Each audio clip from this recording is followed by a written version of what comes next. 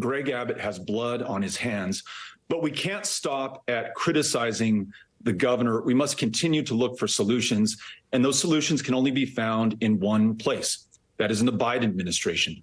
His administration has the responsibility to enforce federal law, to honor our treaty obligations with Mexico, and to protect the lives of these asylum seekers. I will say, so that's Robert O'Rourke, the super white Irishman that likes to pretend that he's Hispanic and calls himself Beto. He's Elizabeth Warren 2.0. In fact, his dad called him that. And there's a Dallas Morning News piece that's since been, well, they thought it was scrub, but way back never forgets.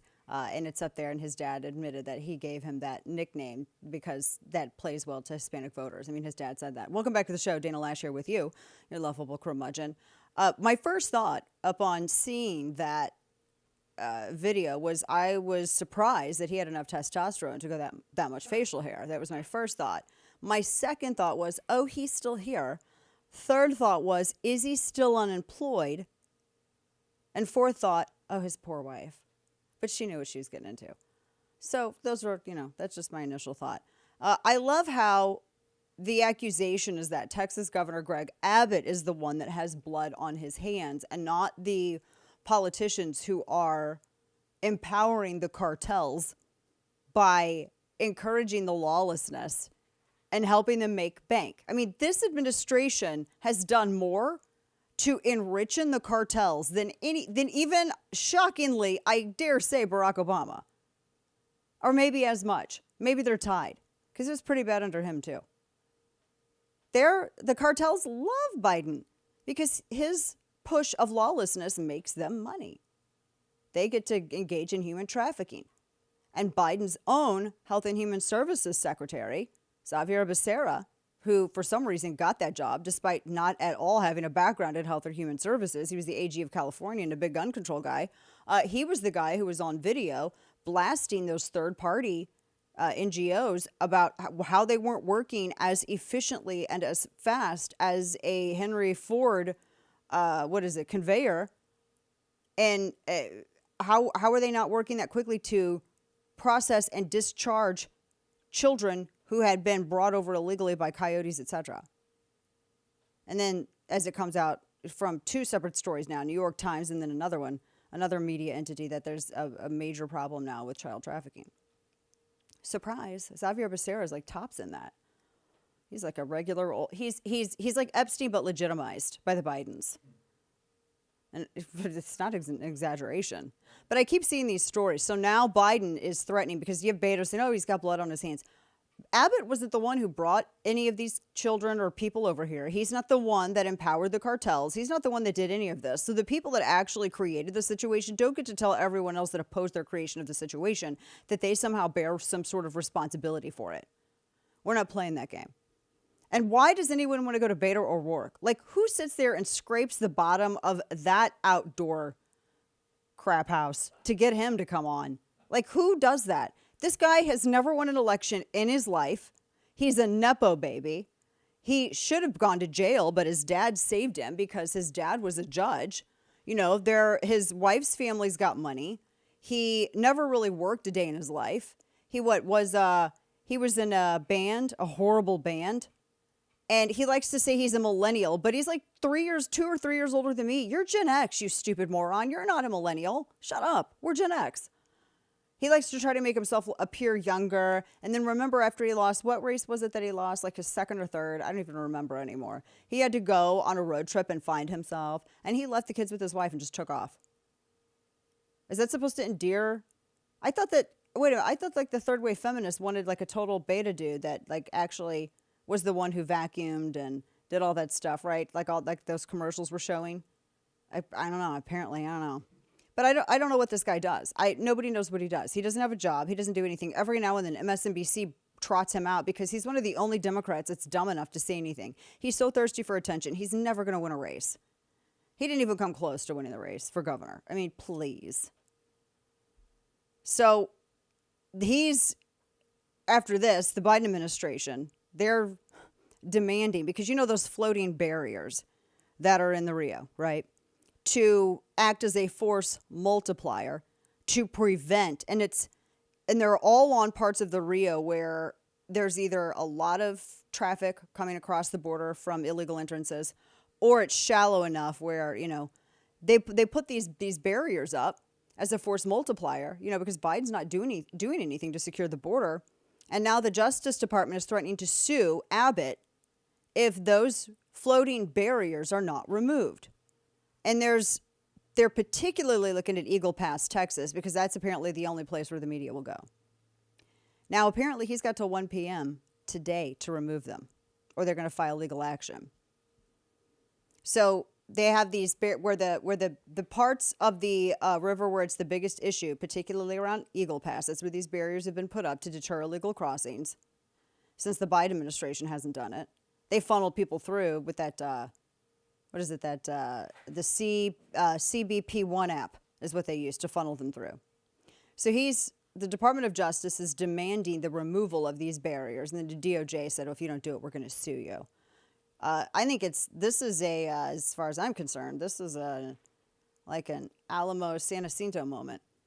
Texas has, and as Abbott said, he had tweeted, Texas has sovereign authority to defend our border under the U.S. Constitution and Texas Constitution. He said, we've sent the Biden administration numerous letters detailing our authority, including the one I hand-delivered to Biden earlier this year. He says his open border policies are encouraging people to risk their lives, and he's right. They're traveling illegally through the Rio and instead of safely and legally over the bridge, and then coming through and then trying to see if you can, legally, get on the list and all that.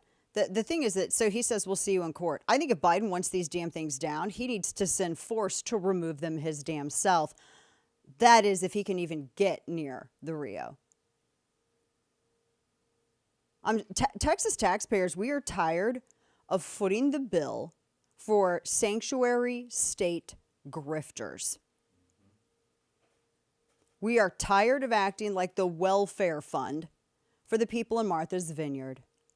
We're tired of acting like the welfare fund for the people in New York, for the people in California, for all of the people who are like, we are a sanctuary state. And they say it, and they run entire campaigns on it, and they fundraise off of it, and they do whatever they can to improve their own status and public perception. But they actually don't follow through. They're not really providing sanctuary. I mean, when they were tested on providing sanctuary, they call National Guard, something they don't allow to happen at the border in overrun border towns. No, they think that small border towns and Texas residents somehow, well, you'll foot the bill, not us. That right there, that is limousine liberal activism.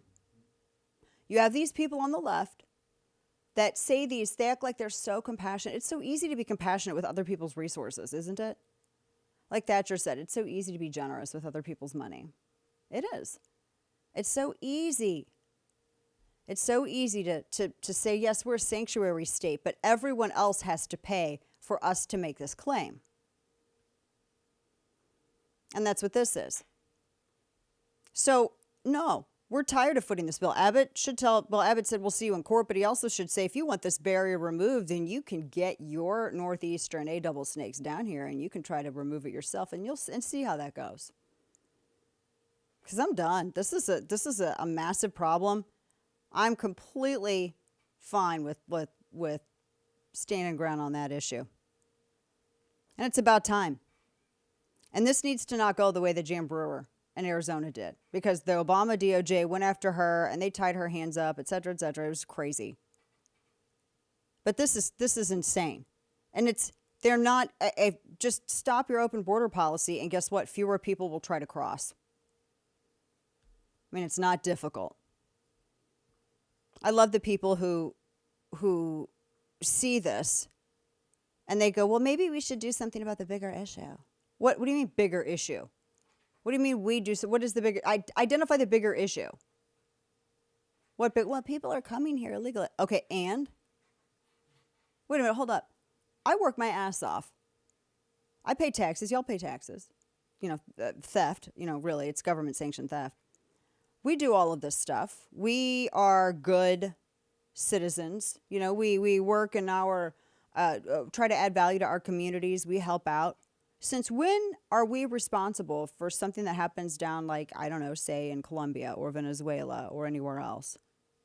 Yes, I understand that there are corrupt governments down there, but at the same time, every corrupt government is not my responsibility. I understand that progressives live in this kitten and sunshine world, and they sit here and they complain all endlessly about the United States acting like the police of the world. But then when they want the police of the world, what do? They want the United States to go down and police everything. Fix this government. Fix that government. How dare you, nation build? But go fix Venezuela. Go fix this country. How dare you, nation build? Don't do that. Make up your damn mind. Pick a narrative. It's not our responsibility to fix everybody else, but it is our responsibility to keep our people safe. And that whole response presupposes that if you fix that government, then it will stop. And it presupposes that any other government issues can be fixed.